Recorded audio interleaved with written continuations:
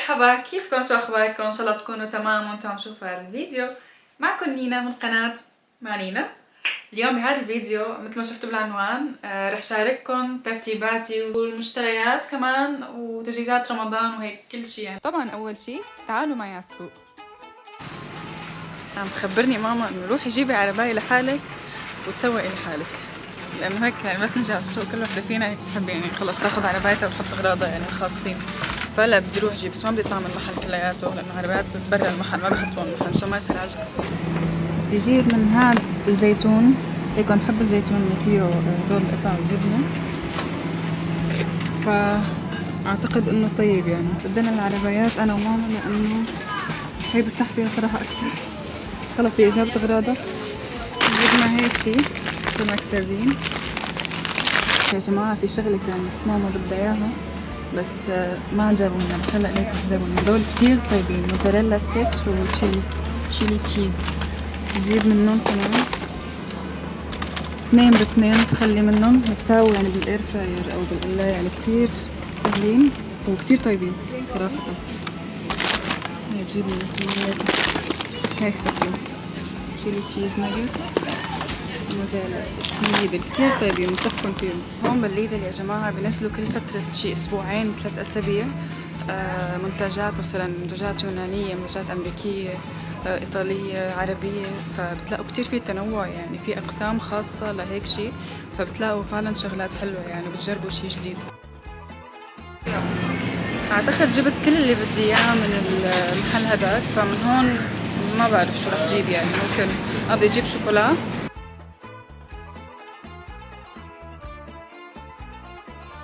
هون جبت شوكولا وحليب. ستات ما في داعي لانه عنا يعني اعتقد، فما رح جيب شيء. جينا على محل تاني كمان بسيلو، بس كيلو 6 يعني، فكمان جبت منه. اوكي، بما انه هلك الاغراض لساتها هون ما ضبيتهم، رح ورجيكم على المشتريات اول شي، بعدين نظف معكم هيك شوي المطبخ. جبنا سبانخ وخس، هي الخسة شوفوها هيك تجي لساتها يعني بجذورها، مشان هيك اذا بدكم تزرعوها يعني بتطلع لكم خس يعني دائما. هيك انا بحب يعني هاي، وهذا النوع يعني اسمه كروبس لا هذا النوع كمان بحبه يعني، هذا اطيب من الايس بريس. جبت هاي البندورة اخر شي ما صورت لكم، وجبت كمان تمر. طبعا جبت للبسس اكل، هذا شيء اكيد يعني، كل ما اروح يعني على اي سوبر ماركت بجيب للبسس شيء، لانه خلص صاروا مثل ولادي هدول، فيعني لازم اجيب لهم يعني من كل مكان بروح عليه، فجبت لهم هدول. هلا كمان عندهم نوع اكل ثاني يعني بياكلوا منه، بس هذا يعني احيانا بيحبوه لانه فيه يعني هيك مثل سناكس يعني موجود فيه، يعني هذا بيعتبر مثل KFC بالنسبه للبشر، بيعتبر مثل الاكل السريع بالنسبه لهم يعني. هو طيب بس ما كتير يعني صحي، بس يعني عندهم اكل صحي، بس هدول احيانا بيحبوه، ف يعني بجيب لهم منوع لهم يعني، مو غلط كمان. هذا معمول بالتمر. جبنا بزر دوار الشمس او عباد الشمس، ما بعرف شو بسموه. جبت فيمتو كمان طبعا نزلوه لانه بمناسبه رمضان باقي له شي اسبوعين تقريبا، فمشان هيك هلا يعني كل شيء حلويات، كل شيء انواع تمور انواع تمر، فهلا اكيد المحلات يعني عم تجهز لرمضان.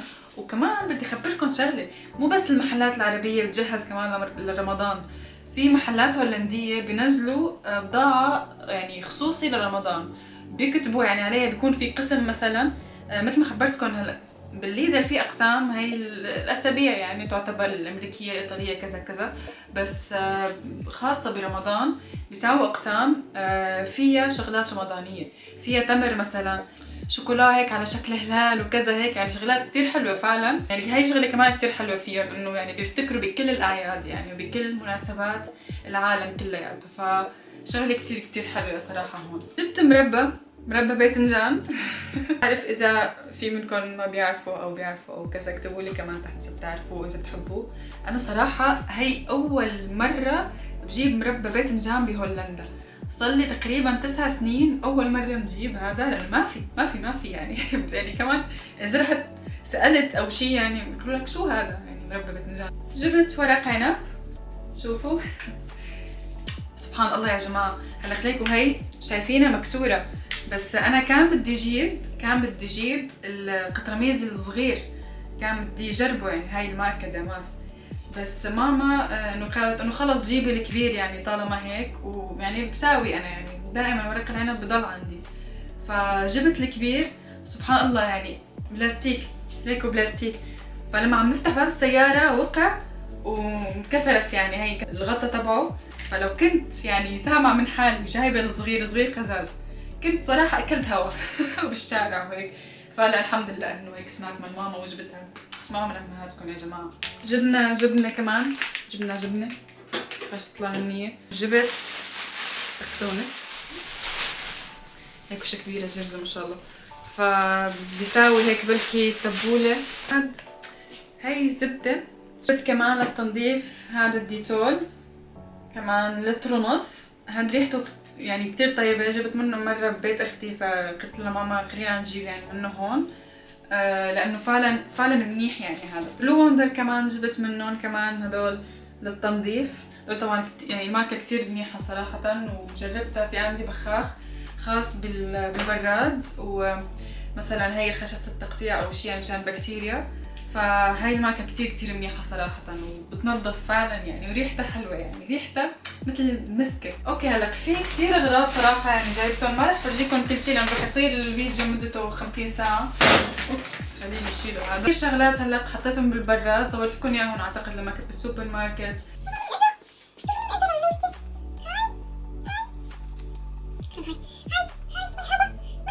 اوكي لحتى اورجيكم شو جبت من شي من فترة للمطبخ كمان، قبل ما اكفي ترتيب وضبط.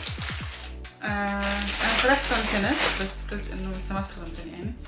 شوفوا هاي نساوي لبنة جبنة كذا هيك سوا فيه يعني. شوفوا بس يا ليو شو عم تساوي؟ فايت بالكيس ليو، فايت بالكيس. هذا المريول ليكو شو حلو كيوت. جبت هدول ليكو الزبادي كمان بلاستيك، بس شوفوا شو صغار، شايفين؟ كثير صغار، فيعني لشو بدي استعملوا؟ ما بعرف صراحة يعني للجيلي او كاسترد او شي، ما بعرف. هدول كفوف شوفوا شو حلوين، جبتهم كمان للجلي طب لا هو للجلي يعني اكثر شي، بس اللي عجبني فيهم انهم طوال يعني ليكو بيجوا للكوع لهون يعني تقريبا، فمشان هيك يعني المي يعني الكفوف اللي بيجوا لهون المي بتنزل بتعبي الاواعي بتعبي الكمام ومدري شو، بس هدول صراحه حلوين. هدول اللي جبتهم لك اياه. شوفوا هاد روح تقطيع كمان خشب كتير كبير، كتير كبير يعني، فانه هذا خرج مثلا بقدونس لحمه ممكن، بس يعني انا انه حابه انه يكون لكل نوع مثلا لوح تقطيع خاص. اللحمه ما اخلطها مع تبع الخضار او شيء، او مثلا الشغلات هيك اللي مسوية بسرعة على الفواكه كذا هيك يعني تكون كمان لحالها، ما تنخلط مع البصل ومع اللحم والدجاج ومدري شو. فمشان هيك لكل نوع حطيت يعني جبت لوح يعني. في كمان جبت 3 ألواح خشب يعني كبير واصغر فرجيكم عليهم برجع هلا اخذتهم لانه صراحة. هاي كمان بالايكيا جبته ليك وفيه 2. عم قلتلكم جبت كثير صراحة. فيه 2 شوفوا يعني حبيته انه ليكو هيك بينطوى هيك، مثلا اذا سويت بصل او شيء او بندوره او اي شيء فاني فورا هيك بعمله هيك وبحطهم يعني على الطنجره او على البلاعه او اي شيء. جبته من ليدل مثلا ليكو يساعدني هذا، يا بده يساعدني يا بده يخرب علي اكثر. يا عمري انه حطهم هون. شوفوا هيك بيطلعوا حلوين يعني، هيك 3 أو 2 ما بعرف هلا بشوف، بس شوفوا هدول ماما حبت تحطهم هون، بس يعني انا قلها انه ما كتير عمليات لانه الواحد يعني ما بيقدر انه يفتحهم بسهولة، فاعتقد هدول رح شيلهم من هون وحط شي بدالهم. شوفوا انا هون كمان هون رتبت شوي يعني، اول ما رتبنا المطبخ حطيت هدول بهارات كذا. هلا كمان بدي نطفهم كلياتهم، وفوق شوفوا فوق زبطت البهارات، وطبعا حطيت هذا الشي ما صورت لكم اياه بس صراحه كتير معجوقين كنا، فمشان هيك شوفوا كيف عملتهم كل شي مرتب هون وفوق كمان نفس الشي. هداك فاضي، فهلا بشوف شو رح احط فيه. بس للاسف ما قدرت اصور لكم مراحل اللي جهزنا فيها المطبخ، لانه كانت مراحل كتير صراحة صعبة وطويلة، ويعني مو بنفس الايام، يعني اخذت ايام كتير. وهدول الشيء اللي رتبتهم وكذا ما رتبتهم هون بالمطبخ، لا يعني قبل ما اجيبهم على المطبخ رحت على الصالون، وهنيك يعني على طاولة السفرة رتبت كل شيء، والبهارات كلها زبطتها وهيك. فيعني هلا بتعرفوا انه هون مطابخ صغيرة، يعني هون نحن عنا بيت ارضي بس المطابخ صغيرة، يعني كان ببيت ولا ببناية. فكتير الوضع صراحة هون صعب. هيك كمان شوفوا الهولنديين مطبخهم مانو هالمطبخ الواسع، يعني لحتى انه يطبخوا فيه، يعني ما عندهم كتير وصفات الهولنديين لحتى يسووها، فمطابخهم بتجي صغيرة. اما نحن ما شاء الله عنا كتير كتير اكلات ووصفات وكذا، يعني نحن الاساس الطبخ يعني. فمشان هيك نحن متعودين بسوريا انه تكون مطابخنا كبيرة يعني، وحتى ممكن يكون اكتر من مطبخ يعني بالبيت. اما هون مطابخ صغيرة هيك يعني ملمومة كذا، بس يعني عم نحاول قدر الامكان انه نشتغل فيها طبعا ليكو هذا حمض الليمون، حمض الليمون والملح ليكو يعني نفس الشيء. انا بحب حمض الليمون كتير يا جماعة، هي يعني معلومة عني.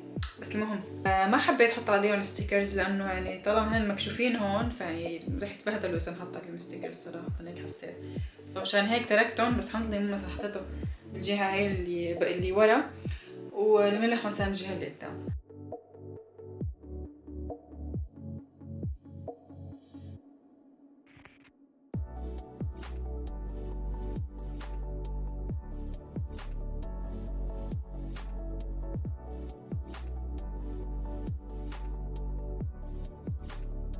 هدول حسيتهم انسب يعني وبينفتحوا بسهولة، هلا احنا مسكرين يعني، بس انه بحطهم هون وبعد شوي بحط فيه مثلا سكر فكرة هيك يعني. هاي الشكل، هذا الشكل بالذات يعني مناسب لرمضان يعني كتير، فاهمة؟ كمان شي مناسب. هدول الأضوية مثل ما خبرتكم بحطهم هون ثانية. واو كتير طلعوا حلوين، شوفوا حبيت صراحة كتير حبيت هيك.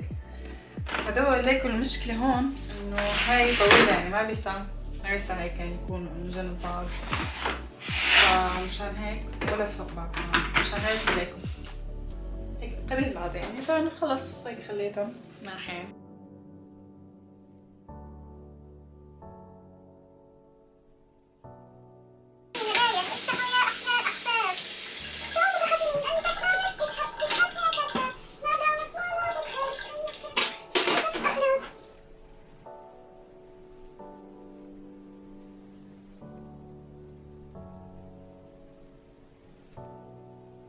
اوكي، وكمان شغله جديده جبناها حبيت افتحها معكم. هدول تشوفوهم بيجوا قلايات 3 ومعهم مسكه. هلا بفتحها.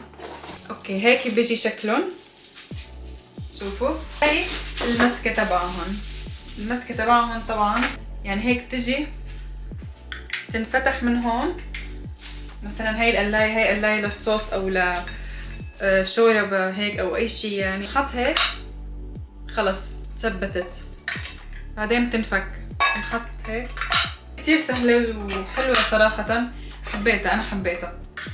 فبحب الشغلات هيك الغريبة والعملية يعني صراحة، لأنه يعني خلص بتعرف الدنيا وكذا هيك يعني بالخزاين بتحطوا 500 قلاية 500 مدري شو. هدول هيك وهيك خلص بيجوا هيك فوق بعض هون يعني وخلص. جيكم بما إنه المطبخ صار نظيف بدي اورجيكم على الشيء اللي جبناه جديد واللي كتير كتير كتير مبسوطة أنا فيه صراحة. وفعلا يعني وين كان هالاختراع من زمان. هذا الاختراع الاير فراير بس مثل الفرن، يعني هذا مو الاير فراير العادي، لا هذا مثل الفرن، وكتير كتير على فكرة مفيد وحلو، وفعلا يعني بيغنيكم عن الزيت. هون شوف مثلا بتساوي فيه دجاج، بطاطا، لحومات، اسماك، كل شي بيتزا، بتجفف فيه فواكه كمان، ومثل ما قلت لكم بتساوي هون في دجاج او شاورما او اي شيء، وكمان بتساوي فيه كيك. فلحتى اورجيكم شو بيجي معه لحتى تفهموا علي اكثر. طبعا هذا اسمه اذا حدا يعني بده يعني بحب يعني يجيب منه مثل الشبك، هذا بنحط فيه البطاطا وبدور الشبك هيك جوا، بحطوا البطاطا جواته بدور يعني بطاطا بتطلع بتجنن فيه. هون ليكوا هاد هيك سيخ، هذا خصنص للدجاج، هيك دجاجة كاملة يعني تكون. شوفوا هون الصورة، اوبس، هون دجاجة كاملة بتحطوها بهذا السيخ وبدور يدور يدور. يعني شغله كتير حلوه صراحه، عن جد بنصحكم فيه. انا عندي الاير فراير العاديه، وكنت انا فعلا اول شيء عم دور على الاير فراير العاديه، القلاية الهوائيه هي العاديه اللي بتشوفوها دائما يعني. بس صراحه لما شفت هاد قلت خلص يعني هذا فعلا متعدد الاستعمالات. مو بس هيك كمان رحت على المحل وسالتهم، قلت لهم انه شو الاحسن، شو الاكبر اللي بيسع اكثر، شو اللي فيه خيارات اكثر. فطبعا يعني قالوا لي انه هذا، وانا فعلا خلص يعني بنفس اليوم رحت طلبته.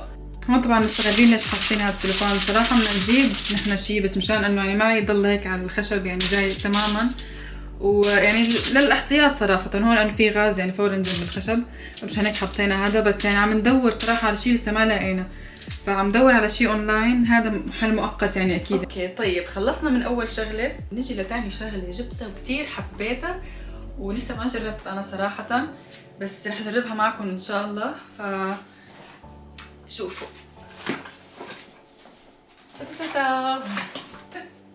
هذا المكسر، شوفوا خلاط كمان بدنا نفتحه سوا، فتعالوا قربوا شوي. انا كمان من زمان حابه يكون عندي خلاط. لا انا عندي، بس عندي واحد صغير، والزبديه هي تبعته الجاد تبعه بلاستيك، وهي ما بتدور كلها. يعني بحس انه الكريمه او البيض او اي شيء بنخفق بجهه واحده بس، ما بتوزع على كل الجهات. فمشان هيك كان بدي انه يعني هيك ميكسر يكون فعلا منيح. وهي ماركه كمان كتير منيحه يعني، قريت عنها. فمشان هيك خلاص انه ما ترددت، جبتها كمان هاي، انه خلص هيك على المطبخ الجديد بنجيب شغلات جديده وكذا هيك حلوه. فهلا بفتحها معكم. يعني بالمحل شفت مثلا 4.5 لتر، 5.1 5.4 هيك شيء، بس انا اخترت هاد 6.2 لتر. انه خلص فرد مره جايبه بجيب واحد كبير يعني خلص. ويعني شوف كتير منيح يعني صراحه. هذا يعني نصحوني فيه اللي هنيك اللي بالمحل انه هذا احسن الموجود فعلا ليكوا. حتى اللون اخترته انه كتير مناسب. شوفوا اللون اسود. صح كمان شغله كتير مهمه، اللي هنيك هلق في مكسرات هنيك بالمحل، بس شوفوا ما فيهم هذا الغطا، يعني في كتير انواع بدون غطا.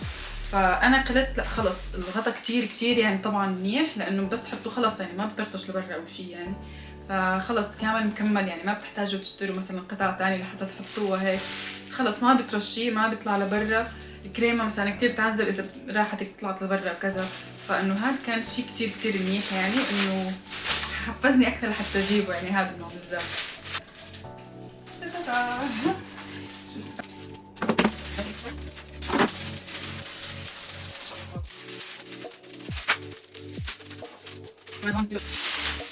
ليكو جات مأكبره.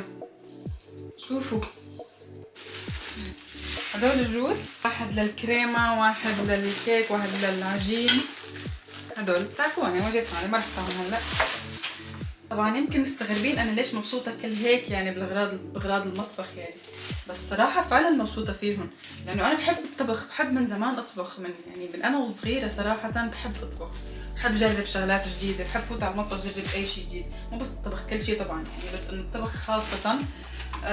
مثلا كيكات، سويت كيكة على شكل سيارة بعمر 10 سنين يمكن، او لا اقل من 10 سنين كنت، وبطبخ يعني كمان انه فعلا هيك وانا صغيرة بطبخ. وبس هيك كان الفيديو حبايبي، ان شاء الله تكونوا حبيتوه واستمتعتوا فيه.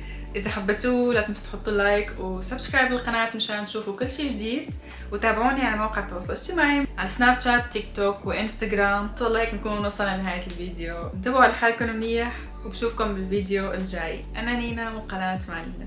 باي باي.